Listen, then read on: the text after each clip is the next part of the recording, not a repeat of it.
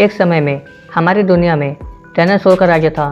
वे चलते थे जहाँ हम चल रहे हैं, इसी हवा में सांस ली, इसी धरती पर लड़ाइयाँ लड़ी। लेकिन पृथ्वी पर मानव की उत्पत्ति कब और कैसे हुई, ये अपने आप में सोचने की बात है। बड़े विचित्र डायनासोर ने करीब 14 करोड़ सालों तक इस धरती पर राज किया।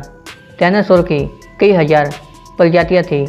इनमें से कई शाकाहारी थे तो कुछ मांसाहारी, और कुछ डायनासोर बहुत शांत स्वभाव के थे, और कुछ डायनासोर बहुत हिंसक और ख़तरनाक थे, और ये उस समय के सबसे सफल जीव थे।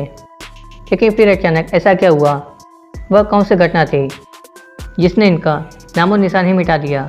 आइए जानते हैं पृथ्वी पर मानव का जन्म कब हुआ और डायनासोरों का अंत, धरती पर डायनासोर का अंत और इंसानों की उत्पत्ति कैसे हुई।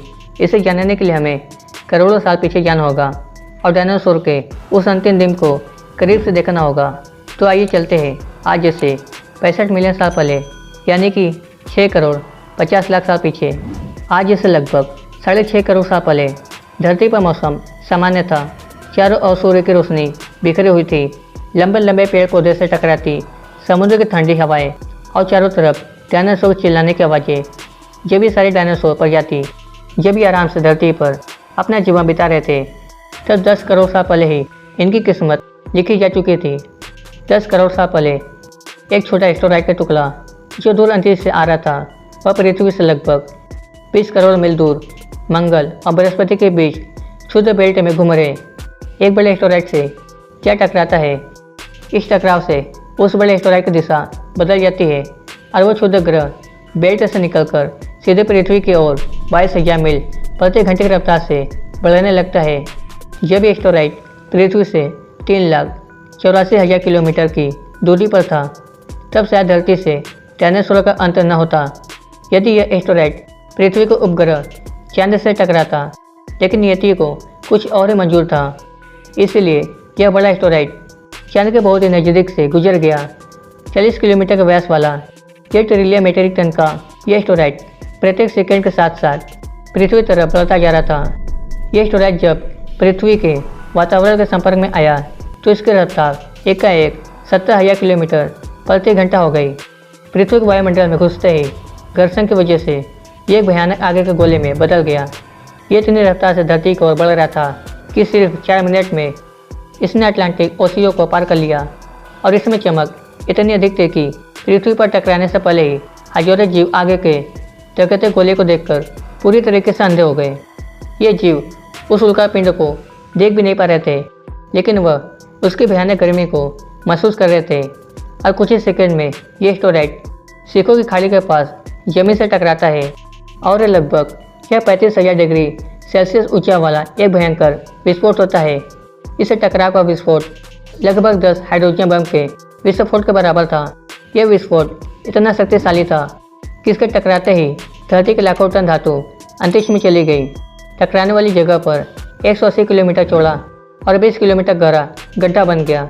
विस्फोट के कारण इस गड्ढे का सारा मेटल और पत्थर आसमान में धूल के बड़े बादल में बदल गए। 16 मिनट और 40 सेकंड बाद जमीनी टकराव की वजह से धरती के अंदर चारों ओर 12.1 तीव्रता की भूकंपी तरंगें उठने लगी। इस वजह से समुद्र में विशालकाय लहरों का निर्माण हुआ और एक के बाद एक सुनामी की लहरें चारों तरफ बढ़ने लगी। भूकंपी तरंगों ने सभी सक्रिय ज्वालामुखियों को दहका दिया, जिसके कारण जगह जगह पर डायनासोर का विनाश शुरू हो गया। धरती के महाविनाश की प्रक्रिया आरंभ हो चुकी थी। इस भयानक विस्फोट में रेडिएशन की मात्रा इतनी बढ़ गई थी कि इसके 800 किलोमीटर के दायरे में आने वाले सभी जीव जंतु जल के पूरी तरीके से राख के ढेर में बदल गए। इस महाविनाश में उड़ने वाले डायनासोर जमीनी खतरों से तो बच गए, लेकिन महाप्रलय की शुरुआत तो अभी बाकी थी। विस्फोट की वजह से लाखों टन मेटल, धूल और पत्थर अंतरिक्ष में गया था, और ठीक 40 मिनट के बाद आगे के गोले के रूप में वे धरती पर बरसने लगे, और साथ ही धूल का एक बहुत ही बड़ा तूफान 6000 किलोमीटर प्रति घंटे की रफ्तार से पृथ्वी के दूसरी तरफ मौत लेकर आ रहा था। धूल के बादल कई किलोमीटर मोटे थे, जिसकी वजह से धरती पर सूरज की रोशनी पहुँच पाना असंभव हो गया। गर्म हवा का तापमान 100 डिग्री सेल्सियस से ज़्यादा हो जाने के कारण धरती पर लगभग सभी पेड़ पौधे की आबादी जलकर खाक हो गई। विस्फोट के 90 मिनट बाद धरती का तापमान 200 डिग्री सेल्सियस तक बढ़ गया। इसकी वजह से जो डायनासोर विस्फोट के इलाके से कोसों मील दूर थे वे इस गर्मी से बच नहीं पाए।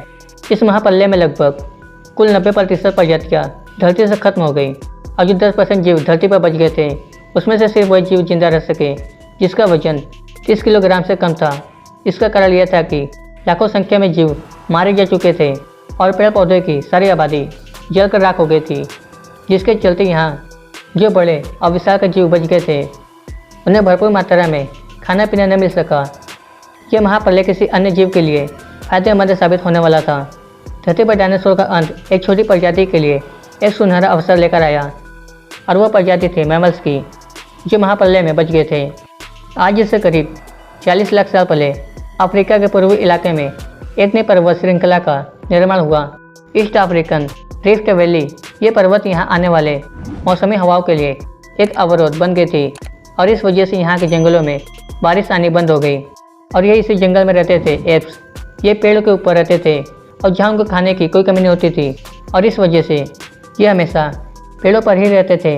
लेकिन अब यहाँ समय के साथ साथ सूखा पड़ने लगा। बिना बारिश के जंगल पूरी तरह से साफ हो गए। एप्स के लिए खाने की समस्या उत्पन्न हो गई। खाने की तलाश में उन्होंने पेड़ों से उतरने का निर्णय लिया, जो थे आर्टिफेटिकस रेमिडस। ये हमारे पूर्वज थे जिन्होंने बहुत बड़ा निर्णय लिया था। इनका दिमाग एक संतरे जितना बड़ा था और आकार में 4 फीट लंबे होते थे और कई हजार सालों के विकास के बाद हमारे पूर्वज अब 2 पैरों पर चलने लगे और इसमें ऊर्जा कम खर्च होती थी और ये चलते हुए भी खा सकते थे और इनका दिमाग भी तेज़ी से बढ़ रहा था और ये धीरे धीरे होशियार बन रहे थे। समय के साथ साथ विकास की प्रक्रिया चलती रही। हमारे पूर्वज धीरे धीरे विकसित होने लगे और इनका दिमाग भी धीरे धीरे बड़ा होने लगा। समय के साथ साथ इन्होंने पत्थरों से हथियार बनाना सीख लिया। अब शिकार करना काफ़ी आसान हो गया था। समय बीतने के साथ साथ हमारे पूर्वजों ने आग को भी काबू करना सीख लिया।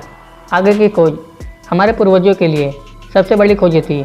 ये उन्हें गर्मी, रोशनी और अंधेरों में सुरक्षा देती थी और इसी वजह से अब परिवार भी बनने लगा। हमारे पूर्वज अब साथ साथ रहने लगे। आग में पका मांस चबाने में कम ऊर्जा खत्म होती थी और इसी वजह से ये ऊर्जा अब उनके दिमाग में खर्च होने लगी। हमारे पूर्वजों का दिमाग अब काफ़ी बड़ा हो चुका था और फिर धीरे धीरे विकास के बाद वर्तमान में आए। तो आज के वीडियो में बस इतना ही। अगर आप इसका पार्ट 2 चाहते हैं तो हमें नीचे कमेंट कर जो बताएं। जानकारी पसंद आए तो वीडियो का लाइक करें और ऐसे वीडियो देखने के लिए चैनल को सब्सक्राइब करें।